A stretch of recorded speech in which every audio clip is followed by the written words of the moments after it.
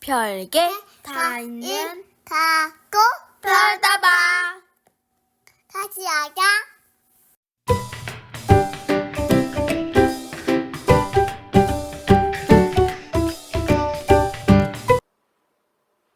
안녕하십니까. 이번 시간에는 궁전 반울하고 누관 비경인이라에 대해서 설명하겠습니다. 앞 시간에 도읍 화는 동서 이경이고 대망면락하고 부의 거경이라고 이렇게 이야기했습니다. 이제 궁 안으로 전체를 쳐다보는 이야기가 되겠습니다. 궁전 반울하다 해서 집궁자입니다. 집궁, 궁전, 궁자가 되겠죠. 궁전이다. 그래서 이런 단어가 여기에서 출발하는 겁니다. 궁전이란 말이 바로 우리가 사용하지만 예전부터 만들어진 거죠. 궁자는 이것은 간머리는 집이라는 뜻이 있습니다. 그래서 간머리를 반드시 집면이라고 하는 뜻이 있다는 것을 기억해 두시면 한자를 이해하기 쉽습니다. 안에 뭐가 있습니까? 이것은 무슨 자지요? 이것이 바로 등뼈래라고 이야기합니다. 어떤 데는 그냥 이렇게 집 입구자 두 개만 써서 등뼈래로 쓰기도 합니다. 자, 등뼈는 어떤 것이냐? 뼈가 쪼갰죠. 뼈가 있습니다. 뼈마디가 있는데 이걸 갖다가 쭉 연결이 되어 있죠. 그래서 이 두 개만 가지고 따와서 이렇게 등뼈래라고 이렇게 하고 있습니다. 또 이것은 입구가 위에도 입이 하나 있고 밑에도 입이 하나 있기 때문에 이것을 음률려, 두 개의 입에서 소리를 낸다 해서 음률려라고도 합니다. 그래서 이 자체는 집 속에 들어가면 어떤 뜻이 있느냐? 이 궁전, 큰 궁전 속에 들어가면 그 궁전에서 많은 사람들, 임금이 살고 하는 그 많은 사람들이 사는 정각이 쭉 있다는 겁니다. 정각이 있는 것을 바로 이렇게 줄여서 등뼈래자 이걸로 줄여서 사용한 것입니다. 궁전 안에 들어가면 많은 집들이 있겠죠. 작은 집들이. 근무하는 사람들이 근무도 하고 자기도 하고 또 그 사람들의 음식을 대해주는 그런 여러 가지 식당 같은 이런 집들이 있을 겁니다. 이게 바로 궁전 안에 이런 많은 집들이 들어있다는 겁니다. 궁. 전자는 이 글자는 볼기둔자다라고 이렇게 되어 있는데 제가 보기에는 편전자다. 이 글자가 다른 글자하고 결합하면서 획이 줄어졌다라고 그렇게 보고 있습니다. 그러니까 이것은 뭐냐? 이것은 부수의로 부르는 죽음시라고 되어 있지만은 사람의 몸의 뜻도 있고 집의 뜻도 있습니다. 그래서 집옥자는 이렇게 쓰죠. 집옥자. 이게 바로 집이라는 뜻이 있는 겁니다. 그래서 편전자 이것이 획줄임해서 이렇게 됐다는 것인데 이거는 집전자, 편전자 이렇게 되는데 여러 사람이 함께 한다. 궁전은 함께 한다. 많은 사람들이 함께 있는 곳이다라는 것을 나타내기 위해서 함께 공을 썼다라고 생각합니다. 함께 공자는 뭐냐? 이것이 함께 공자의 원래 글자일 것입니다. 왜? 요 열십자는 뭐냐? 전부 다 손의 뜻입니다. 손과 손으로 함께 일한다. 공산당이 바로 그런 것이죠. 손으로 일하고 분배할 때는 독재자가 더 많이 챙기고 밑으로 내려갈수록 더 적게 줘가지고 심지어 배가 고파서 죽는 그런 주민조차 생겨나고 있지 않습니까? 이게 바로 함께 있다라는 겁니다. 집이라는 것은 함께 있다. 궁전이라는 것은 큰 집인데 큰 집인데 함께 많은 사람들이 거주한다. 이렇게 보시면 되고, 그 다음에 오른쪽에 왜 이것을 붙여놨겠어요? 이것이 갖은, 부수 이름은 갖은 등글 월문입니다. 그런데 훈과음은 몽둥이 수, 또 날없는 창수라고 합니다. 그래서 궁전은 여러 사람이, 귀한 사람, 임금부터 시작해서 많은 관리들, 그 딸린 분들이 계시는 곳이기 때문에 지킨다는 거죠. 몽둥이를 들고 지켜야 되는 곳이다 라는 뜻이 저는 부여되었다고 보고 있습니다. 전에 한번 설명드린 이겁니다.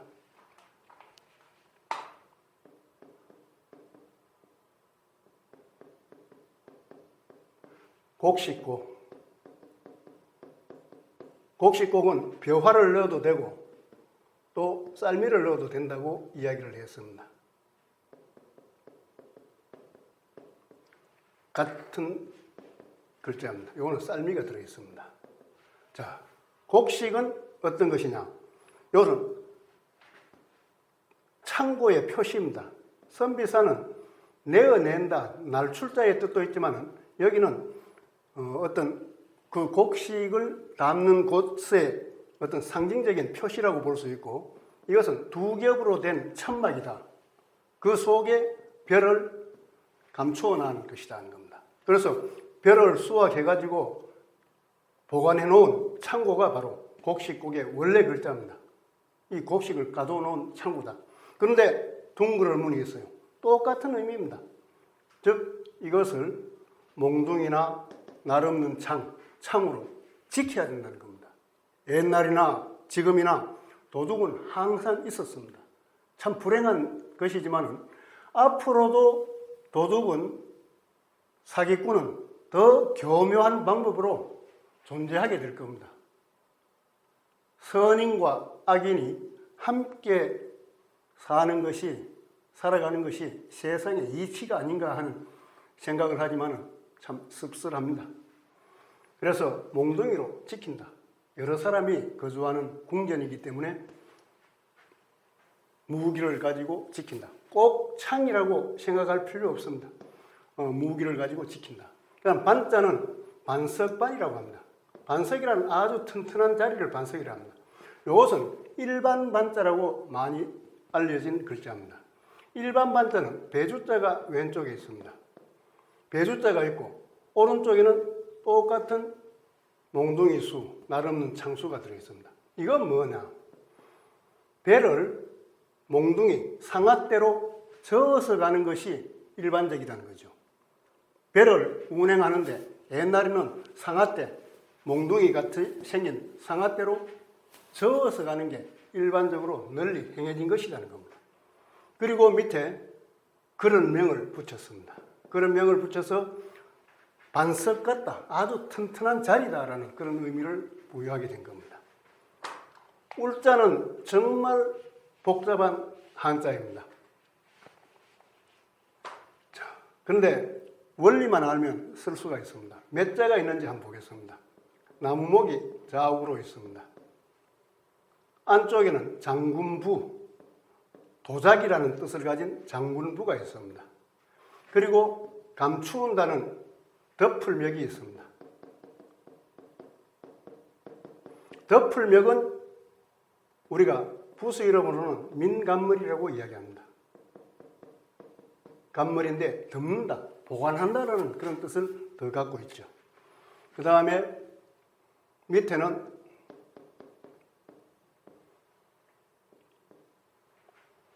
이것은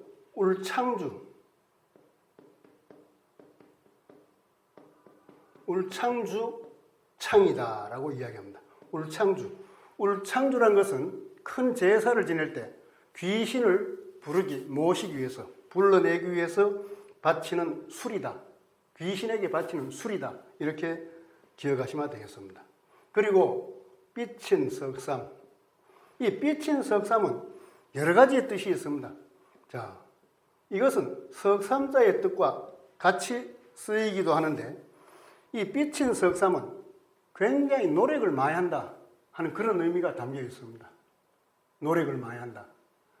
또 흔들리는 그림자 같은 것 이런 것도 삐친 석삼으로 나타냅니다. 자, 햇볕이 났다. 볕경자죠.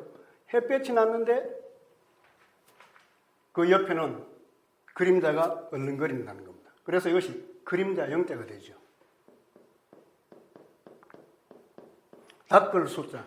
닦을 숫자도 삐친 석삼이 들어있습니다. 그러니까 계속 연습한다 하는 그런 뜻이 이 글자 속에는 들어있다는 겁니다.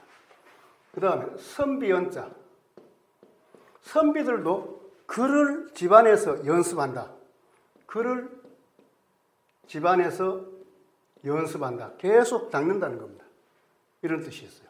이 선비연자는 여선육자를 써서 이렇게 선비연자로 쓰는 경우도 있습니다. 자, 어쨌든 간에 이 삐친 석삼은 굉장히 많은 노력을 해야 된다 하는 그런 뜻이 들어있는 겁니다. 그래서 사람의 형태를 그린다, 물체의 형태를 그린다 할 때도 이것은 평평할견,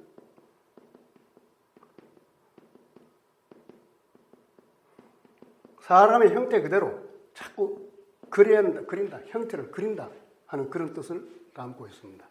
자, 그래서 이 울자는 빽빽할 울, 우울할 울, 답답할 울, 산앵도나무 울 등등의 여러 가지 뜻이 있습니다.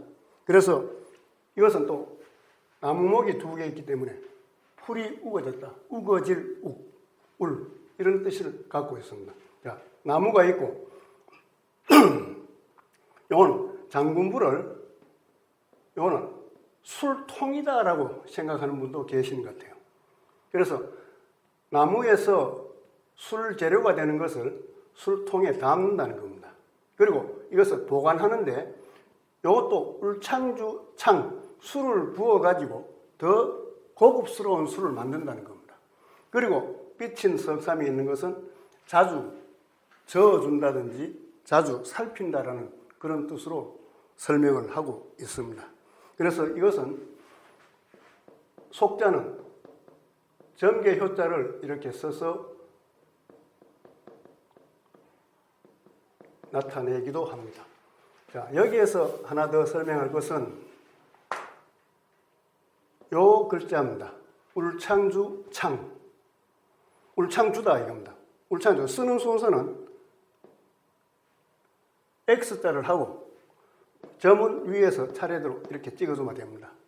이렇게 하고 나서 그 다음에 통을 담는 거죠. 술통입니다. 이건 뭐냐 그러면 이것은 술 재료입니다. 술을 만들기 위해서 뭐 여러 가지를 많이 넣게 되죠. 그 넣은 것을 놨다라고 이렇게 보시면 됩니다. 그리고 밑에 있는 것은 뭐냐? 비수비자가 아니고 숟가락 비자입니다. 즉 숟가락으로 가끔 저어준다. 아니면 맛을 보기 위해서 이렇게 숟가락을 밑에 감추어 뒀다. 또 이것이 옆에 두게 되면 어떻겠어요? 숟가락이 보이니까 보는 사람마다 떠먹겠죠. 그래서 밑에 감추어 놨다. 이런 연상을 할 수 있는 글자가 울창주 창입니다. 자, 그러면 이 빽빽할 울, 답답할 울, 우울할 울 이런 울자가 나무목, 장군부, 나무목 덮어놨다.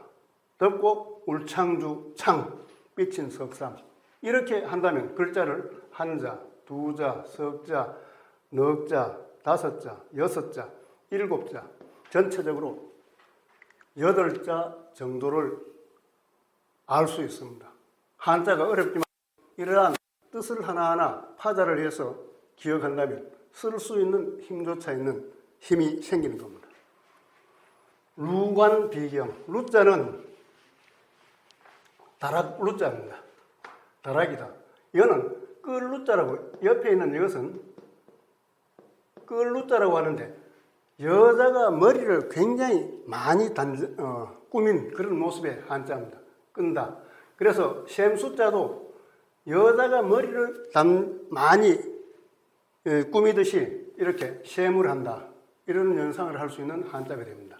그리고 이것은 높게 돼 있다. 높은 나무로 높게 지었다. 그러니까 망루라는 거죠. 망루. 그래서 이순신 장군께서 수루에 홀로 앉아 할 때 이 숫자 수루 이렇게 쓴 겁니다. 그래서 집루자인데 대궐의 뜻도 있습니다. 대궐 망루. 그 다음에 관자는 볼관자. 본다. 누가 봅니까? 이것은 요것만 알면 좋습니다. 요것만 하면 해도 황새 관자입니다. 황새가 본다는 겁니다. 자, 이 황새 관자는 어떤 글자냐? 새입니다. 새인데 눈목을 입구로 그냥 해놨어요. 황새의 두 눈을 예쁘게 꾸며놓은 겁니다. 초두는 예쁘게 꾸몄다라는 그런 뜻을 가지고 있습니다. 그래서 황새, 새인데 두 눈을 예쁘게 꾸며놓은 것이다. 이 황새. 이 황새가 본다는 겁니다. 왜 보겠습니까? 물고기를 잡기 위해서 냇가에서 황새가 내려다보는 그 모습의 한자입니다. 그래서 정확하게 물고기가 흘러가는 것을 잘 살펴야만 부리로 한번 찍어서 물고기를 잡아내겠죠. 그러니까 아주 세심하게 본다라는 그런 뜻이 있습니다. 그래서 이 글자는 또 우자를 써서 볼견자를 써서 약자를 쓰기도 합니다.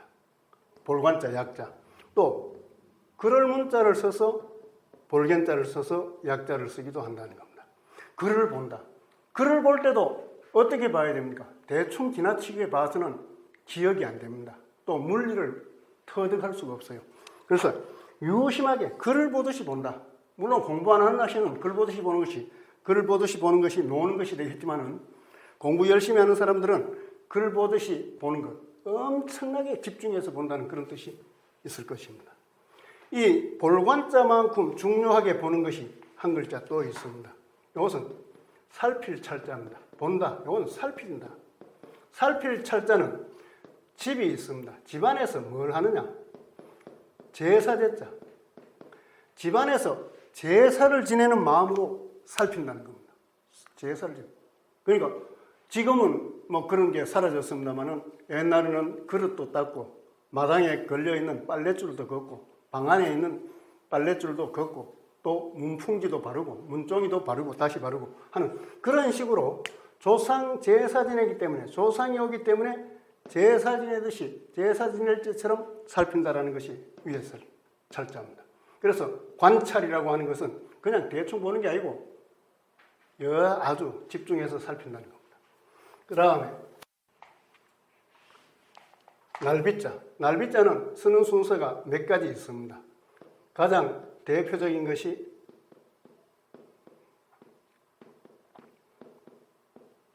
이렇게 쓰는 것이 가장 일반적이고 쓰기 좋습니다. 그리고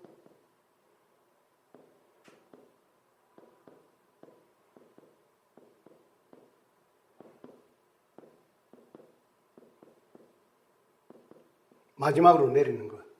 이런 것도 있고 또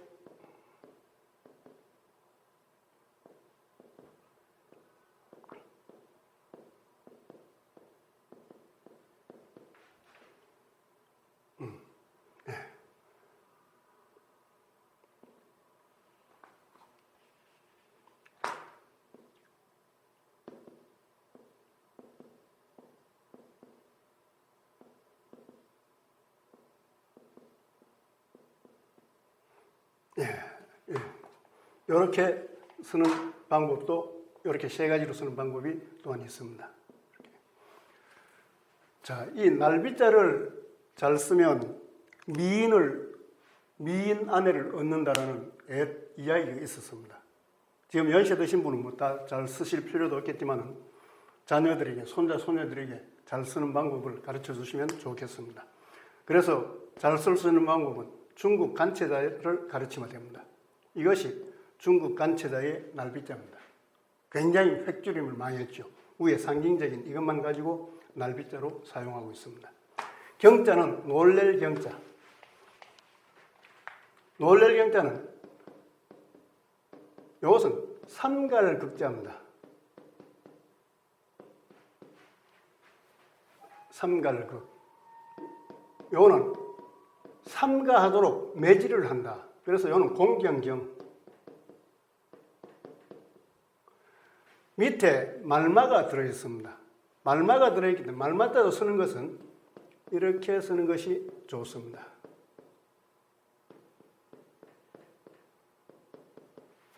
저의 필수는, 제가 소개하는 필수는 거의 99.9% 정확합니다. 제가 쓰는 대로 쓰시면 잘 썼다라는 이야기를 들으실 겁니다. 필순에 맞게 잘 썼다. 경자는 놀랄 경자, 공경한다. 말이 공경하는 대상을 보면 말도 놀란다. 그러니까 사람들이 공경을 받도록 잘 살아야 된다는 뜻이 이 글자 속에 들어있다라고 저는 보고 있습니다. 그래서 궁전 반울하고 누관 비경인이라 해놨는데, 궁은 궁전, 궁과 전이 빽빽하게 자리 잡고 있다는 겁니다. 동서 이경, 장안과 낙양 그 궁전에 가면 그 궁전이 빽빽하게 자리 잡고 있고, 또 누관, 이것은 관자를 집관자라고 보고 있어요. 궁궐, 궁전, 궁관자, 궁궐 관자로 보고 있는데, 누라고 하는 궁전, 관이라고 하는 궁전, 이것이 날듯이 쫙 지붕이 날듯이 있어가지고 놀랍다라는 그 이야기를 하고 있습니다. 그래서 이것을 집으로 볼 수도 있고 궁전으로 볼 수도 있는데, 그냥 본다라고 그냥 새겨도 저는 큰 문제가 없다고 보고 있습니다. 그래서 궁전이 반울하여 빡빡 많이 반석처럼 많이 전개되어 있기 때문에 루에서 보면 날듯이 하여 날아가는 듯, 그 지붕이 날아가는 듯 하여 놀랍다 하는 것이 바로 이 글자입니다. 그래서 중사는 천자문에서 즉 자기 도읍 화하의 그 이경을 쭉 설명하면서 궁전의 그 많음과 자랑스러운 것을 이렇게 8글자로 표현을 했다고 저는 보고 있습니다. 근데 우리나라의 창녕원, 또 저쪽 궁전, 비원 등등에 가도 중국만큼은 안 되겠지만 우리나라에도 정말 놀랄 만한 그런 궁전들이 있습니다. 또 거기에 가면 잘 보존되어 가지고 외국인들까지 많이 찾아오고 있다는 겁니다. 저는 그것이 참 자랑스럽게 여기고 있습니다.